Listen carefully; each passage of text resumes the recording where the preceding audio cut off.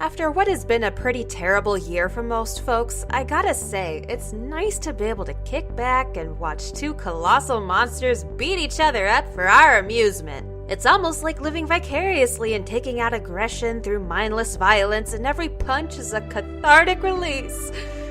Man, I really need this pandemic to end. I am desperate for real human interaction. But in the meantime, we've got movies like Godzilla vs. Kong released in theaters and streaming on HBO, thank God, to distract ourselves. So we're going to review and discuss this big monster mash today. If you'd like to skip the plot overview and get right to my spoiler-free thoughts, you can skip to this timestamp in the video. So with that said, let's get ready to rumble and get right into it. The movie opens somewhere on Skull Island, where we see Kong living his best life in the jungle. Just kidding, it's all an illusion, and he's in a containment center being monitored by scientists. One of them, Dr. Eileen Andrews, says if Kong doesn't stay isolated, then Godzilla will come after him since there can only be one Alpha Titan. Her deaf adopted daughter Gia, the last native to the area since all others were killed, has also formed a bond with Kong, so he seems to at least tolerate his current situation. We then meet Bernie, a Titan conspiracy theorist podcaster in Florida who works at Apex trying to uncover their secrets. When he's in the process of stealing data, an alarm begins to blare as Godzilla approaches to attack the facility, which also uncovers some mysterious device. Meanwhile, Madison, the girl from the previous Godzilla movie, is a fan of Bernie's podcast and intends to investigate Godzilla's attack, believing he wouldn't do such a thing without provocation. On Bernie's podcast, he mentions washing with bleach to prevent organic tracking or something. So she recruits her friend Josh and they head over to the store asking about anyone buying an exorbitant amount of bleach, and the clerk just tells them where to find Bernie. Seems reasonable, give a customer's address to this random stranger. This is fun, no problems here. Madison and Josh go knock on his door, but he doesn't answer until she gives her name, and he recognizes her from when she was involved in the events from the last Godzilla movie. She affirms his belief that the attack on the Apex facility wasn't random, so he joins the investigation, and we've now got our designated comic relief trio.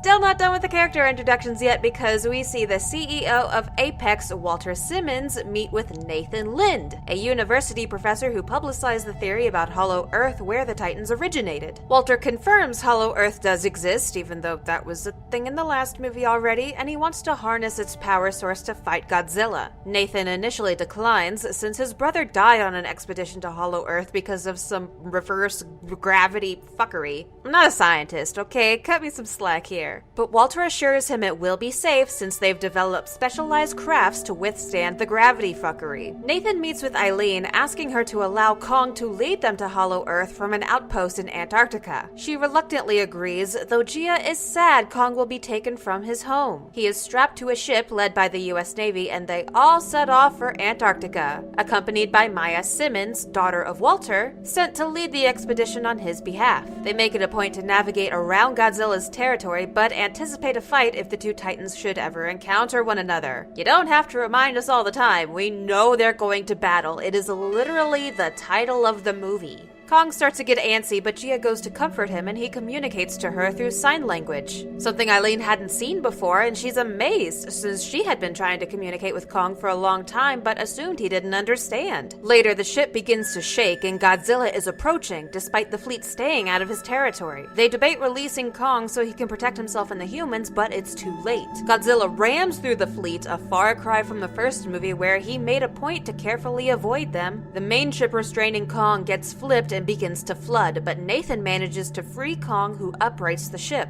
And then it's finally time for the epic monster clash! Unfortunately, Kong is at a huge disadvantage being on the ocean, and Godzilla drags him underwater, seeming like he's going to win. But Nathan gets the idea to shut down all the remaining ships, their guns, everything, to make Godzilla think they're submitting. So Kong is spared, and Godzilla swims off. But now they're stuck in the middle of the ocean, unable to restart the ship lest the big lizard boy return. So Kong is airlifted the rest of the way to Antarctica. Gia directs Kong to lead the humans to Hollow Earth, but he doesn't want to go, which kinda puts a wrinkle in the plan since they've lost their entire fleet to get there with no way to bring Kong back to the mainland and he won't survive in the cold for too long. They have Gia tell Kong his family may be down there, so that gets his attention, and he takes off into the tunnel while the humans follow in their special crafts. They all manage to reach Hollow Earth and encounter other giant monsters, but Kong protects them and pummels the creatures into the ground. He runs off in a specific direction, seeming to know where he's going, and enters a massive cave containing a throne and remains of an ancient war between his kind and other Godzillas, including an axe made from a Godzilla's dorsal that glows and draws power from the core. Then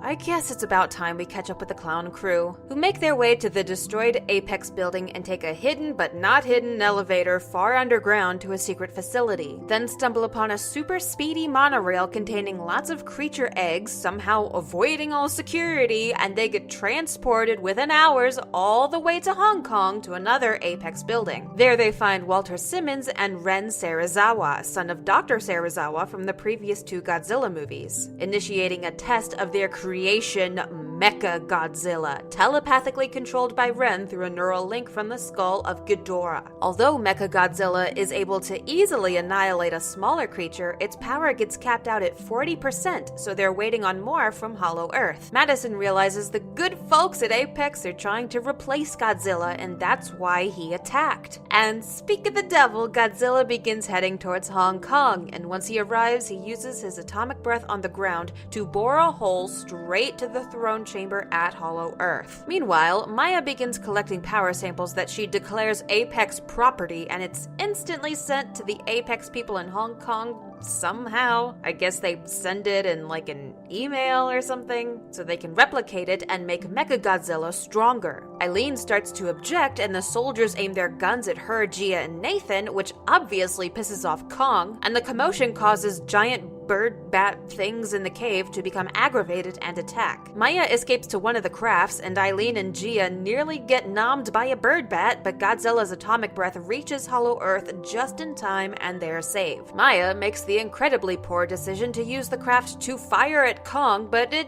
goes about as well as expected and she gets squished like a bug. Very fiery, explodey bug. Kong then climbs out of the hole Godzilla made, since I guess that whole reverse gravity thing just isn't a problem anymore. And with his axe, he faces off against Godzilla once more. Eileen, Gia, and Nathan reach the surface in the remaining craft as both titans take some brutal hits. Kong nearly dies once again, but Godzilla seems to spare him this time and doesn't give the final blow. Then finally, the Apex security wakes up from their nap and the 3 stooges are busted and brought to Walter, who gives his evil bad guy speech about how he's trying to save humanity from Godzilla, but Madison says he's just provoked him into war. The integration with the power source is finally complete and Mechagodzilla reaches its final form. However, it suddenly goes rogue and kills Walter and leaves to destroy the city, prompting a battle with the real Godzilla. Gia approaches the unconscious Kong and feels his heartbeat slowing down, and they realize he's dying. With Godzilla losing against Mechagodzilla, Nathan acts fast and uses the craft that he's never operated before to somehow defibrillate Kong. And he's up and ready to rumble. Because of course in any of these versus movies we gotta have the 2 battling protagonists team up against a bigger foe. That's just how it has to be. Kong enters the fight just before Godzilla loses, and the 2 titans duke it out against the mech, but it's still too strong for them until Kong retrieves his axe and Godzilla uses his atomic breath to charge it. I suppose I should also mention that the clown crew has been at this console trying and failing to shut down Mechagodzilla, eventually getting locked out because they can't guess the damn password. But then Madison takes a flask of alcohol from Bernie that he carries around because it's super sentimental from his sad backstory that's explained way earlier on, but no one really cares about it since I guess everyone in this movie has to have a tragic past revolving around dead family members. And she pours the alcohol into the computer vents, which causes Mechagodzilla to slow down. Really?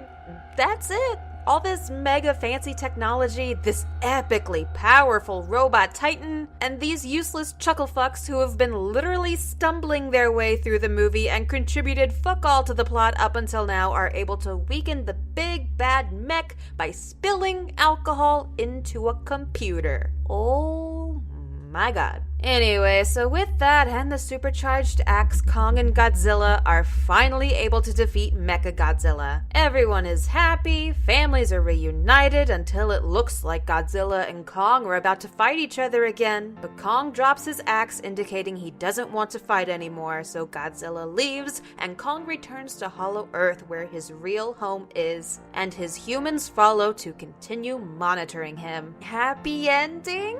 Question mark? Out of all the movies in the Godzilla-Kong monsterverse, I'd have to say this is by far the best one. In previous iterations, there have been fair complaints about how little screen time the titular monsters actually received, with a lot of the movies instead focusing on the far less interesting humans that, for the most part, we tend not to care much about. But fortunately, the filmmakers learned their lesson this time around.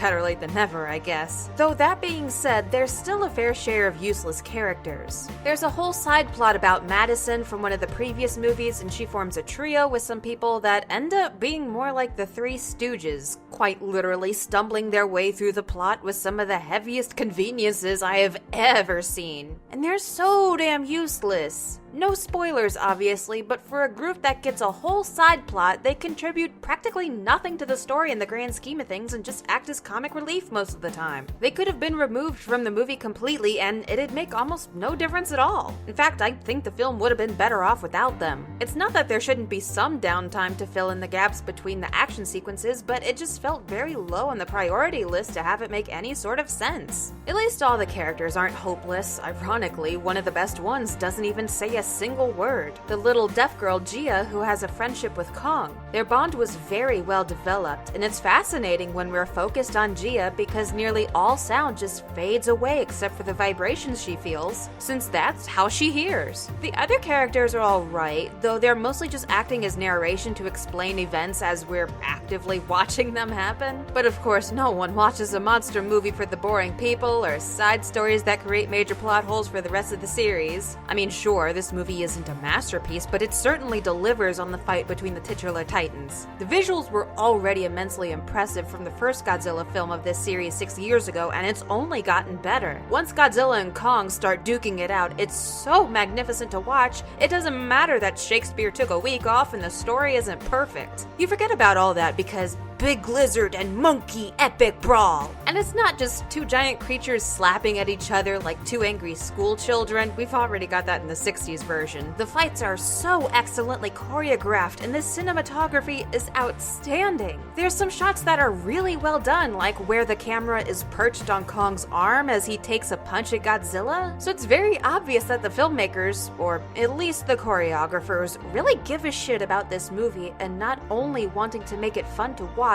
but also have it be critically impressive. Again, story and side characters notwithstanding. So the parts that matter are wonderful and beautifully done, and the parts that don't matter aren't. And you know, that's not too bad, actually. So because of this, I'm giving Godzilla vs. Kong my personal rating of 7 out of 10. Let me know what you think in the comments below, and if you have any suggestions for movies I should discuss and review in the future. I guess we'll have to get back into the Twilight franchise soon, so look forward to more suffering. So I would very much appreciate a click on the little thumbs up if you enjoyed this video to ease the pain of myself and my amazingly wonderful and patient editor. Maybe even subscribe if you want to see more. That'd be great too. And until next time, I will see you folks later. Bye!